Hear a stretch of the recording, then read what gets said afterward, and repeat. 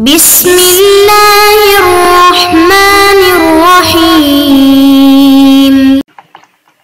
الحمد للہ رب العالمین والصلاة والسلام علی اشرف الانبیاء محمد وعلی آلہ وصحبہ وامتہ اجمعین اما بعد۔ عزیز طلباء کرام، آج کی اس ویڈیو کے اندر ہم آیت نمبر 14 سورہ سبا سے اپنا سبق شروع کریں گے۔ اللہ تعالیٰ ارشاد فرماتے ہیں فَلَمَّا قَضَيْنَا عَلَيْهِ الْمَوْتَ، پھر جب ہم نے فیصلہ کیا حضرت سلیمان علیہ السلام کی موت کا، مَا دَلَّهُمْ عَلَى مَوْتِهِ، تو نہیں پتا دیا جنات کو ان کی موت کا، إِلَّا دَابَّةُ الْأَرْضِ، مگر اس زمین کے کیڑے نے، تَأْكُلُ مِنْ سَأَتَهُ، جو ان کے عصا کو کھا رہا تھا۔ فَلَمَّا خَرَّ، جب وہ گر پڑے، تَبَيَّنَتِ الْجِنُّ، تو معلوم ہوا جنات کو، أَلَّوْ كَانُوا يَعْلَمُونَ الْغَيْبَ، کہ اگر وہ غیب کو جاننے والے ہوتے، ما لبثوا فی العذاب المہین، تو وہ اس رسوا کر دینے والے عذاب میں مبتلا نہ رہتے۔ لقد کان لسبأ فی مسکنہم آیہ، حقیقت یہ ہے کہ قوم سبا کے لیے خود اس کی جگہ کی ایک نشانی موجود تھی، جہاں وہ رہا کرتے تھے،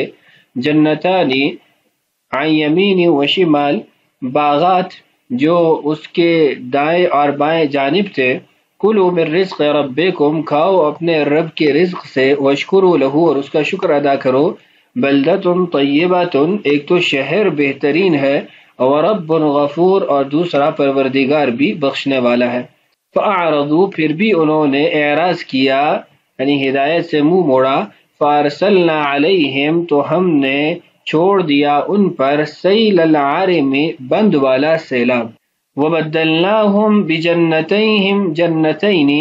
اور ان کے دونوں طرف کے باغوں کو ایسے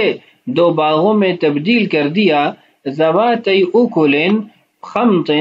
جو بدمزہ پھلوں، واصل، اور جھاؤ کے درختوں، وشیء من سدر قلیل، اور تھوڑی سی بیڑیوں پر مشتمل تھے۔ ذالک جزیناہم، یہ سزا ہم نے ان کو اس لیے دی، بما کفروا، کہ وہ ناشکری کر رہے تھے، وہل نجازی الا الکفور، اور ایسی سزا ہم کسی اور کو نہیں، بڑے بڑے ناشکروں کو دیا کرتے ہیں۔ تو آج کی اس ویڈیو کے اندر ان آیات سے متعلق جلالین کی جو عبارت ہے اس کو پڑھتے ہیں۔ فلما قضینا، جب ہم نے فیصلہ کیا، علیہ ای علی سلیمان، سلیمان علیہ السلام پر، الموت، موت کا، یعنی جب ہم نے سلیمان علیہ السلام کی موت کا فیصلہ کیا، ای مات ومکث قائما، مطلب یہ ہے کہ وہ فوت ہوئے اور وہ ٹھہرے رہے یا باقی رہے اپنی حالت قیام میں، علی عصاہ، اپنے عصا کے سہارے پر، حولا، ایک سال، میتن، حالت وفات کے اندر۔ والجن تعمل تلك الاعمال الشاقة على عادتها، اور جنات وہ مشقت والے پرمشقت اعمال اپنی عادت یا اپنے ترتیب کے مطابق کرتے رہے، لا تشعر بموته، ان کو ان کی موت کا احساس نہیں ہوا، حتی اکلت الارض، یہاں تک کہ زمین کے کیڑے نے کھا لیا، عصاہ، ان کا جو عصا تھا اس کو، فخر میتا، تو وہ زمین پر حالت وفات میں گرے۔ ما دلہم، نہ خبر دی ان جنوں کو، علی موتہ، سلیمان علیہ السلام کی موت پر، الا دابۃ الارض، مگر زمین کے کیڑے نے۔ مصدر اریضت الخشبۃ بالبناء للمفعول اکلتہ الارض، اس بات کو سمجھنے کی ضرورت ہے، یہ جو کلمہ ہے نا، الا دابۃ الارض، الارض یہ مصدر ہے یا جنس ہے؟ جنس کا مطلب یہ ہے کہ یہ زمین جو جس کو ہم ارض عربی میں کہتے ہیں یہ مراد ہوگی، اور مصدر کا مطلب یہ ہے کہ یہ اراضا یا اریضو ارضن، یہ اراضا یا اریضو سے مصدر ہے۔ اراضا یا اریضو سے مصدر ہونے کا مطلب یہ ہے کہ اکلتھا، یعنی اکل یاکلو، اکلتھا الارضۃ، جو زمینی کھانے والا کیڑا ہے اس نے اس کو کھا لیا۔ مصدر اریضت الخشبۃ بالبناء للمفعول، کہہ رہے ہیں کہ مصدر ہے لیکن مفعول کا معنی ادا کرے گا، اور معنی یہ ہوگا کہ اریضت الخشبۃ اکلتھا الارضۃ، کہ زمین وہ جو لکڑی تھی اس کو کھا دیا، ختم کر دیا۔ جبکہ بعض مفسرین کہتے ہیں کہ الارض یہ جنس ہے، اور معنی یہ ہے کہ الا دابۃ تخرج من الارض، کہ جو کیڑا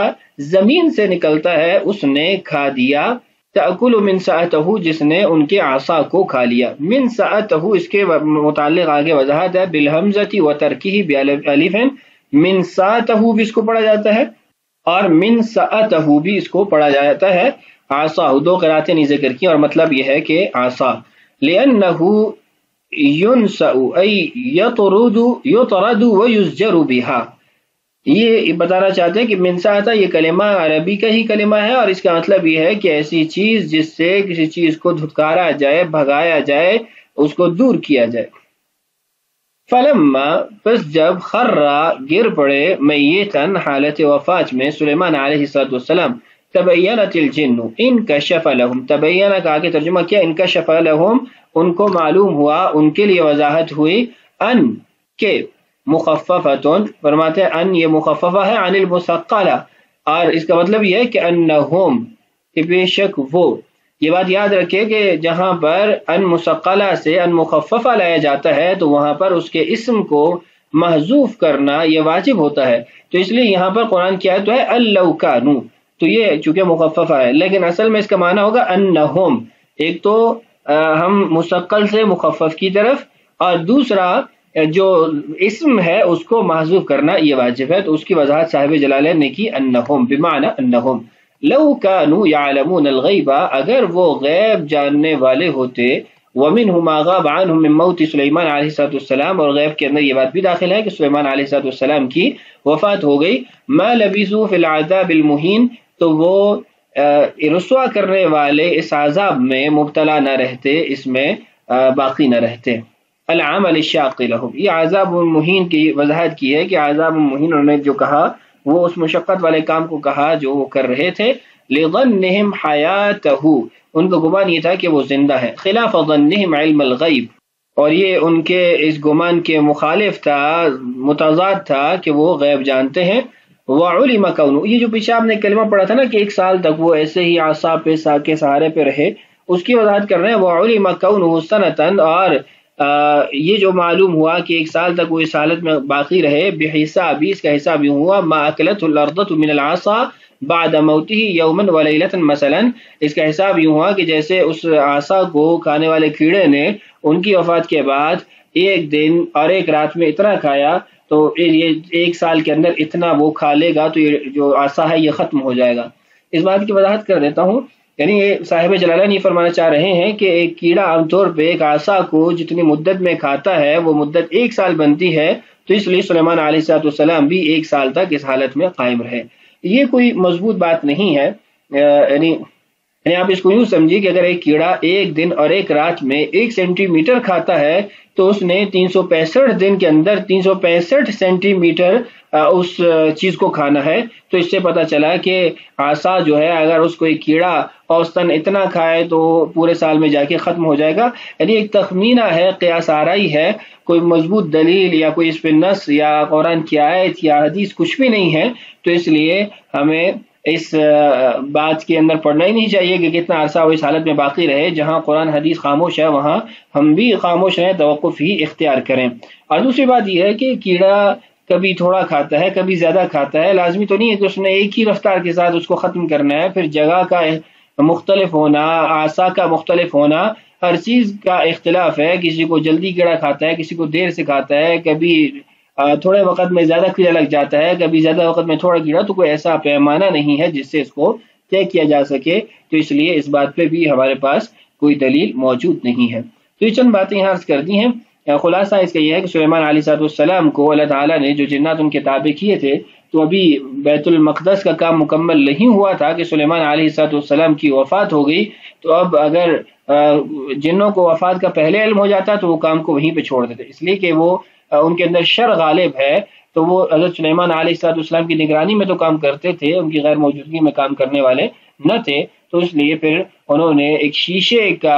کی عبادت گاہ بنائی اپنی، جس کے اندر انہوں نے کھڑے ہو کے اپنی عبادت شروع کی اور عصا کے سہارے وہ کھڑے رہے اور سامنے جنات وہ کام کرتے رہے. لیکن جب اللہ تعالیٰ کی طرف سے اس لکڑی کو، اس عصا کو کیڑے نے کھا کے ختم کیا تو سلیمان علیہ السلام وہ گرے اور پھر پتہ چلا کہ جنات کو کہ سلیمان علیہ السلام کی تو وفات پہلے سے ہو چکی ہے اور وہ سلیمان علیہ السلام کی حالت وفات کے اندر بھی کام کرتے رہے ہیں. اور جب ان کا گرنا اللہ کی طرف سے مقدر تھا اس وقت تک انہوں نے جو تعمیر کرنی تھی وہ تعمیر مکمل ہو چکی تھی۔ اس کے بعد قوم سبا کا ذکر ہے،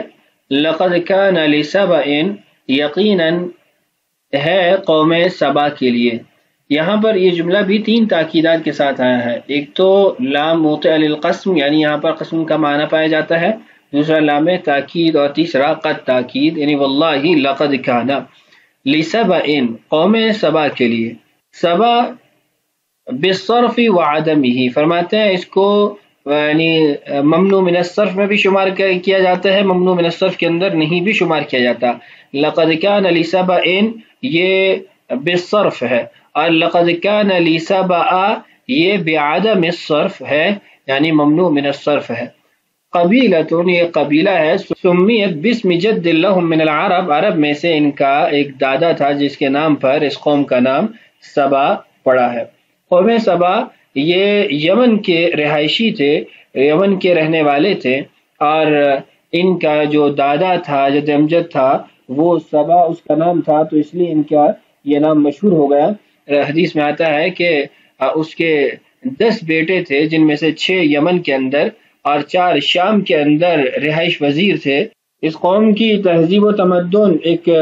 اعلیٰ اور عمدہ قسم کی تھی، یعنی ایک ممتاز حیثیت رکھتی تھی، اور ان کی زمینیں بڑی زرخیز تھیں، ان کی سڑکوں کی دونوں طرف کے پھلدار باغات کا سلسلہ دور دور تک چلتا تھا، دور دور تک موجود تھا، خوشحالی بھی تھی، سیاسی استحکام بھی تھا، لیکن یہ لوگ اپنی عیاشیوں میں ایسے مگن ہوئے کہ اللہ تعالیٰ کے احکامات کو بھول بیٹھے، اور بجائے اللہ تعالیٰ کے شکر ادا کرنے کے انہوں نے شرک کا راستہ اپنایا۔ تو اللہ تعالیٰ نے جب ان کے پاس پیغمبر بھیجے اور انہوں نے پیغمبر کی باتیں نہیں مانی، ان کا کہا نہیں مانا، ایمان نہیں لائے، تو اللہ تعالیٰ نے پھر ان لوگوں پر عذاب نازل کیا، اور عذاب یہ تھا کہ معارب کے مقام پر ایک بند تھا جس کے پانی سے ان کی زمینیں سیراب ہوتی تھیں، اللہ تعالیٰ نے اس بند کو توڑ دیا، تو یہ پوری بستی سیلاب کے اندر ڈوب گئی اور ان کے سارے باغات وہ ہلاک ہو گئے۔ قرآن پاک میں بھی اس کے کچھ باتیں یا کچھ واقعات کی جو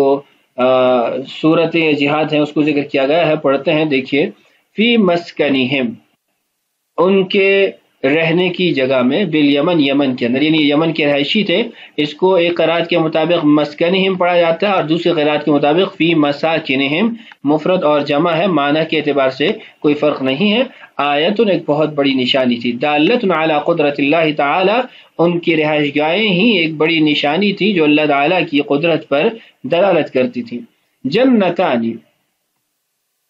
2 باغات کا سلسلہ، فرماتے ہیں بدل، یہ جنتانی یہ بدل واقع ہوا ہے آیتن سے، اور اس کو آپ عطف بیان بھی بنا سکتے ہیں کہ جنتانی عطف بیان ہے کلمہ آیتن کے لیے، کہ آیت سے مراد یہ ہے کہ باغات کا تسلسل تھا دونوں طرف، عن یمین و شمال، دائیں اور بائیں دونوں طرف، عن یمین وادیہم، ان کی وادی کی دائیں جانب، و شمالہ، اور ان کی وادی کی بائیں جانب، یعنی دونوں طرف تسلسل تھا باغات کا۔ یہاں پر کلمہ جنتانی بظاہر دیکھنے میں تو تثنیہ کا صیغہ ہے، جنتن جنتانی، لیکن معنی میں نے یہ کیا کہ دونوں طرف باغات کا ایک لمبا سلسلہ تھا، تو یہ دونوں طرف باغات کا لمبا سلسلہ تھا، اس کے لیے جنتان تثنیہ کا صیغہ کیوں استعمال ہوا؟ تو اس کا جواب یہ ہے کہ وہ دونوں طرف کے باغات اتنے گھنے تھے اور اتنے آپس میں متصل اور جڑے ہوئے تھے، تو گویا کہ وہ ایک ہی باغ تھے، یعنی ایک باغ وہ دائیں طرف اور ایک بائیں طرف، حالانکہ باغ ایک نہیں تھا، وہ ایک لمبا تسلسل تھا اور آپس میں یوں ملے ہوئے تھے اور گھنے تھے کہ جیسے ایک درخت کی مانند ہو، تو اس لیے ان کو جنتان یعنی تثنیہ کے صیغے سے ذکر کیا گیا، وگرنہ یہ جنات ہے، بساتین ہے۔ وقیل لہم، اور ان سے کہا گیا، کلو کھاؤ، من رزق ربکم، اپنے رب کے رزق میں سے، واشکروا لہ، اور اس کا شکر ادا کرو، علی ما رزقکم من النعمت فی ارض سبا، سبا کی زمین پر جو تمہیں اس نے نعمتیں میسر کر رکھی ہیں، اس نعمتوں پر اس کا شکر ادا کرو۔ کلمہ شکر یشکرو یہ صلہ کے ساتھ بھی آتا ہے، بغیر صلہ کے بھی آتا ہے، یعنی وشکرو لہو، شکرت اللہ، شکرت للہ، دونوں ٹھیک ہیں۔ تو یہ کلمہ شکر یشکرو یہ عربی کے ان افعال میں شامل ہے جو متعدی اور لازم دونوں طرح استعمال ہوتے ہیں، جب لازم ہو تو پھر یہ حرف جر کے ساتھ آتا ہے، اور جب متعدی ہو تو بغیر حرف جر کے۔ بلدۃ طیبۃ، پاکیزہ شہر ہے، بلدۃ طیبۃ یہ موصوف صفت ہے اور یہ خبر واقع ہوا ہے اور اس کا مبتدا وہ محذوف ہے، ہی بلدۃ طیبۃ یا پھر ھذہ بلدۃ طیبۃ یہ پاکیزہ شہر ہے۔ آگے اس کی تشریح کی ہے، لیس فیہا سباخ اس میں شور شرابہ نہیں ہے، بعض نسخوں میں یہ سباع ہے کہ اس میں درندے نہیں ہیں، ولا بعوضۃ اس میں مچھر نہیں ہے، ولا ذبابۃ اس میں مکھیاں نہیں ہیں، ولا برغوث اور اس کے اندر پسو نہیں ہے، ولا عقرب اور اس کے اندر بچھو نہیں ہے، ولا حیۃ اس کے اندر سانپ نہیں ہے۔ وَيَمُرُّ الْغَرِيبُ فِيهَا وَفِي ثِيَابِهِ قُمْلٌ فَيَمُوتُ اگر کوئی اجنبی آدمی وہاں کا رہائشی نہ ہو، وہ وہاں پہ آ جائے اور گزرے اور اس کے کپڑوں میں جوئیں وغیرہ ہو تو وہ مر جاتی تھیں، لِطِيبِ هَوَائِهَا اس شہر کی پاکیزہ ہوا کی وجہ سے، یعنی ایک سورت اس کی لکھی ہے اور کچھ چیزوں کا ذکر کر دیا۔ مطلب یہ ہے کہ جتنا ایک شہر پاکیزہ جن صفات سے ہو سکتا ہے وہ تمام صفات ان کو حاصل تھیں۔ وَرَبٌّ غَفُورٌ اب رب غفور یہ بھی موصوف صفت ہے اور خبر واقع ہوا ہے اور اس کا مبتدا وہ لفظ جلالہ ہے جس کو صاحب جلالہ نے ذکر کیا، اللہ ای واللہ رب غفور اور اللہ مغفرت کرنے والا بخشنے والا رب ہے۔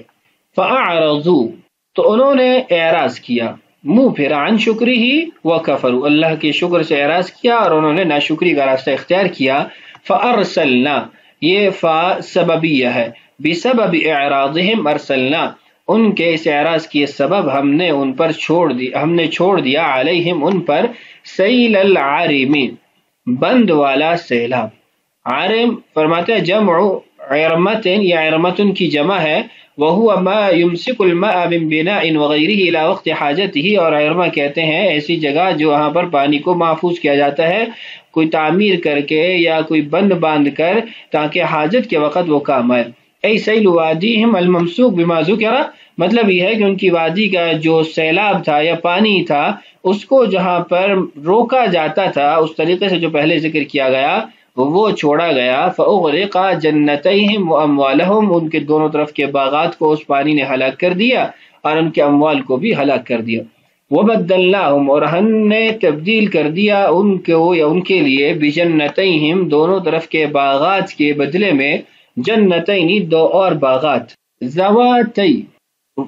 کا مطلب ہے کہ وہ دونوں طرف والے، زواتی صاحباتی تسنیۃ زوات فرماتے ہیں یہ زواتن کا تسنیہ ہے، مفرد علی الاصل یہ مفرد جو ہے مستعمل ہے استعمال ہوتا ہے۔ یہاں پر کلمہ زوات کی تھوڑی وضاحت کر دوں، زوات یہ ویسے تو جمع ہے اور اس کا مفرد ہے ذاتن، اور ذاتن مفرد زواتن اس کا جمع اور زواتن کے آگے جو تسنیہ ہے وہ زواتانی بنائی گئی۔ اور یہاں پر ایک اور قول بھی ذکر کر دیتا ہوں کہ اصل میں یہ زواتی یہ ذاتن ہے، لیکن جب اس کا تسنیہ بنایا گیا تو تسنیہ کے اندر جو واو اس کے اندر موجود تھی، چونکہ یہ زویتن سے ہے، زا واو یا تا، تو اس سے یہ بنا، تو جب تسنیہ بنایا تو جو واو تھی وہ واپس لوٹ آئی تو یہ بجائے ذاتانی کے زواتانی ہوگا۔ یہاں پر یہ حالت نصب میں واقع ہوا ہے تو پھر یہ زواتین بن گیا اور پھر مضاف واقع ہونے کی وجہ سے زواتی واقع ہو گیا ہے۔ تو یوں اس کے یعنی جو نحوی کلماتی تحقیق آپ کہتے ہیں ہو سکے وہ ذکر کر دی ہے۔ تو یہ اس کی تحقیق تھی، کچھ بات نیچے مزید بھی لکھی ہوئی آپ کے حاشیے میں، آپ وہاں سے بھی اس کو پڑھ سکتے ہیں۔ یہ جو باتیں میں نے آپ سے عرض کی ہیں اس کو ابن عثیمین رحمہ اللہ نے اپنی تفسیر کے اندر ذکر کیا ہے۔ ذواتی اکل خمط جو کہ بے مزہ پھل کی طرح تھی، مرن بشعن وہ کڑوا تھا بدمزہ تھا، بِإِضَافَةِ أَكْلٍ بِمَعْنَى مَأْكُولٍ وَتَرْكُهَا اس عبارت کو ذرا سمجھیے گا، بِإِضَافَةِ أَكْلٍ بِمَعْنَى مَأْكُولٍ یہ اصل میں صاحب جلالین یہ بتانا چاہتے ہیں کہ یہ اوکولی خمتن ہے، اوکولن خمتن یعنی وہ اس قرات کو انہوں نے اپنی تفسیر میں ذکر نہیں کیا۔ میں آپ کو پہلے بھی یہ بتا چکا ہوں کہ صاحب جلالین نے بہت سارے مقامات پر قرات حفظ جو عام ہمارے یہاں شائع ہے اس سے ہٹ کے دیگر قرات کو ذکر کیا ہے، تو یہاں پر بھی انہوں نے اوکولی خمتن ذکر کیا ہے۔ یہ نسخے میں یہ تبدیلی واقع ہوئی پڑی ہے کہ آیات کو قرات حفظ کے مطابق لکھ دیا گیا ہے، جس کی وجہ سے آگے تفسیر جو ہے وہ صحیح سمجھ میں نہیں آتی۔ یہ اکولی خمطن صاحب جلالین نے ذکر کیا تو اس کو آگے بتایا کہ بِإِضَافَةٍ یعنی مضاف مضاف الیہ واقع ہوا ہے، اکل مضاف اور خمطن مضاف الیہ، اور اکل بمعنی ماکول ہے، ای ذواتی معقول یخمط خمطا وترکوها، اور اضافت کو ترک بھی کیا جا سکتا ہے، ویعطف علیہ اس صورت میں یہ اس پر عطف ہو جائے گا، ذواتی اکل خمط، یعنی اکل خمط یہ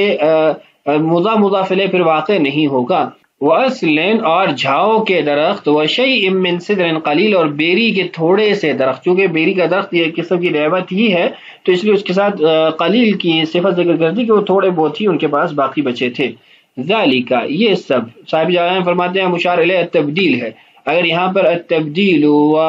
اصالۃ الماء یا اصالۃ العرم بھی ذکر کر دیا جاتا تو یہ زیادہ عام ہو جاتا کہ یہ تمام تر جو ماقبل میں گزرا ان کے عذاب کی بابت، جزیناہم بما کفروا ہم نے ان کو یہ بدلہ دیا ان کی ناشکری کا۔ یہ صاحب جلال فرما بکفرہم، اس کلمہ کے اندر بما کفروا کی وضاحت ہے، ایک یہ کہ با یہ سببیہ ہے اور ما یہ مصدریہ ہے، اس لیے کہ آگے انہوں نے مصدر ذکر کیا بکفرہم ای بما کفروا، یہ ما مصدریہ اور با سببیہ، کہ ان کے کفر کی وجہ سے ناشکری کی وجہ سے ہم نے ان کو یہ سزا دی۔ وَهَلْ نُجَازِي إِلَّا الْكَفُورَ اور ہم نہیں ایسی سزا دیتے مگر بڑے بڑے ناشکروں کو، بالیاء،